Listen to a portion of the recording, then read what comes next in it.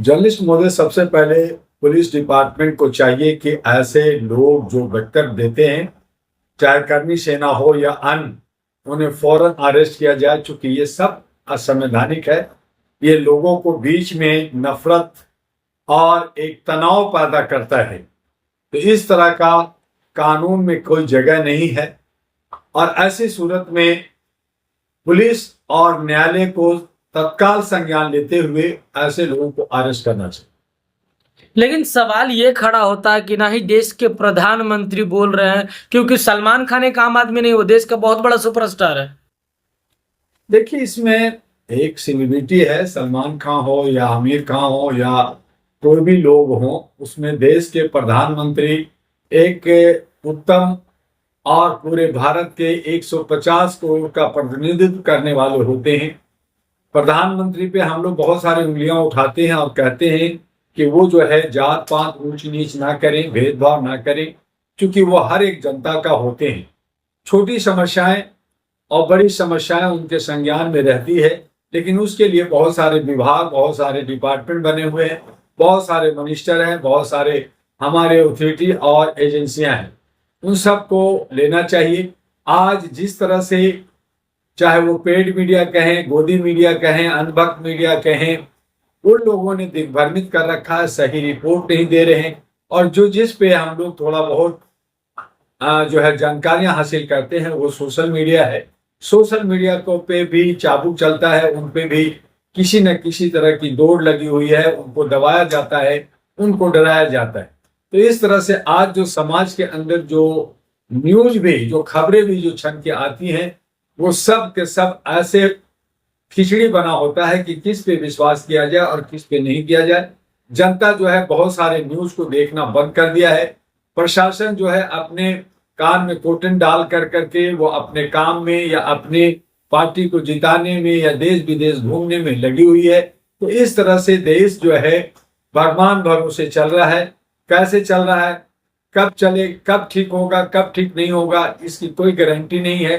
तो ये जो है अब हमारा हिंदुस्तान चाइना मेड हो गया है, जो कब ये जो है ठीक है और कब खराब हो जाएगा, कब फेंक दिया जाएगा, कब अराजकता आ जाएगी, कब आपसी जो है मारा मारी हो जाएगा, कब नफरत की बाजार गर्म हो जाएगी, ये कुछ कहा नहीं जा सकता। लेकिन सवाल ये खड़ा होता है कि क्या देश के कानून जो है ऐसे तुच्छे गुंडे मवाली को दबके काम कर रही है क्या फिलहाल देश में? देखिए, कानून जो है हमारे यहाँ बहुत ही लचर है, बहुत ही जो है आप कह सकते हैं कि फ्लेक्सिबल है।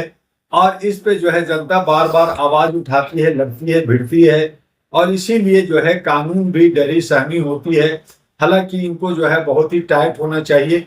प्रशासन को सुशासन देने के लिए जो गलत तत्व हैं उनको धर दबोचना चाहिए। उसके लिए जेल बना है, उसके लिए काल कोठरी बना है, उसके लिए जो है प्रशासन का सारे जो है बहुत सारे एजेंसियां हैं। लेकिन कहीं ना कहीं वो लोग भी जो है सिर्फ सैलरी, आराम पस्त हो गए हैं। मीटिंग सीटिंग ईटिंग पे ज्यादा ध्यान देते हैं और काम पे कम ध्यान देते हैं। और यही वजह है कि भारत जो है अराजकता की तरफ बढ़ रही है।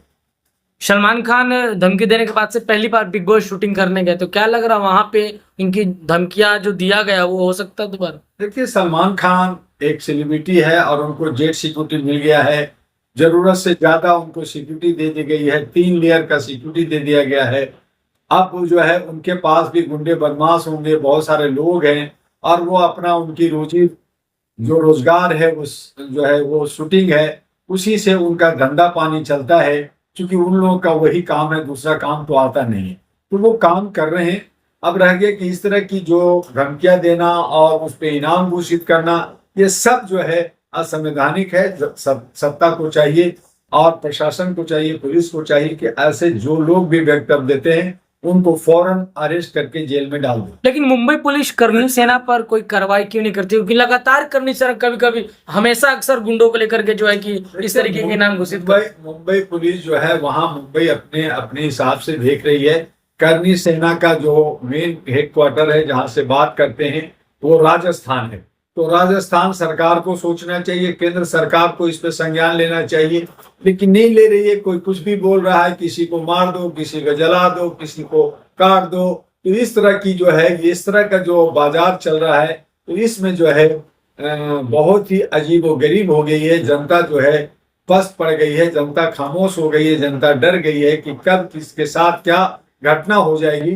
तो ऐसी सूरत में सत्ता पक्ष भी जो है अपनी जो है वो कुर्सी का, चूंकि हर राज्यों में अलग अलग राज्यों में उपचुनाव होते रहते हैं और उनको वोट की राजनीति करना होता है, उनको वोट लेना होता है। और ऐसी सूरत में जो है एक पक्ष को दबाती है, दूसरी पक्ष को साथ देती है, और यही जो है इनकी असमानता की खाई को बढ़ाता है और हमारी समानता का जो अधिकार आर्टिकल 14 है उसका अवहेलना होता है। तो साहब, आप ह्यूमन राइट्स या मानवाधिकार के प्रेसिडेंट हैं, तो क्या आपके तहत में इस तरीके के अपराधियों के लिए कुछ प्रावधान बनाया गया है क्या? मानवाधिकार कहता है कि मानवीय मूल्यों पर हमारा समाज आधारित हो, हंसी खुशी के साथ, चाहे वो हिंदू हो या मुसलमान, सिख हो या ईसाई, चाहे हिंदी बोलता हो या अंग्रेजी, या कश्मीर से कन्याकुमारी, कच्छ से कटक, कोहिमा, जहां कहीं भी लोग रहते हैं। 7,637 प्रजातियां हमारे भारत के अंदर है। 256 भाषा भाषी का ये देश है, विभिन्नता का देश है, ये गंगा जमुनी तहजीब का देश है। और यहाँ पे हम सब मिल करके रहते आए हैं सदियों से। आज कुछ मन चले लोग, कुछ असामाजिक तत्व के लोग जो एक प्रकार तरीके से सत्ता हथियाना चाहते हैं, कब्जा करना चाहते हैं, गुंडागर्दी करना चाहते हैं, मनमानी करना चाहते हैं, ऐसे लोग हमारे बीच में नफरत की खाई बना दिया है, नफरत के बीज बो दिया है। और हम कहते हैं कि जब आप बबूल बोएंगे तो आम कहां से काटेंगे, बबूल आएगा तो चुभेगा भी, और यही समाज को चुभ रहा है, हमें और आपको। और खास करके जो बुद्धिजीवी लोग एयर कंडीशन में बैठे होते हैं, जिनको अपनी कलम और कागज से ताकत दिखाना चाहिए, समाज को दशा दिशा देना चाहिए, आज वो भी शराब पीते रहते हैं। वो जो है कहीं ना कहीं हम और कब में कलब में बैठ करके मौज मस्ती कर रहे हैं। और ऐसी सूरत में समाज को क्या मिलेगा क्या नहीं मिलेगा, ये तो अब भगवान भरोसे ही भारत है, भगवान भरोसे ही हमारा जनता है। और हमें देखना है कि भगवान जो 33 करोड़ देवी देवता हमारे भारत के अंदर हैं, तमाम तरह के हर जातियों के भगवान हैं, वो क्या करते हैं।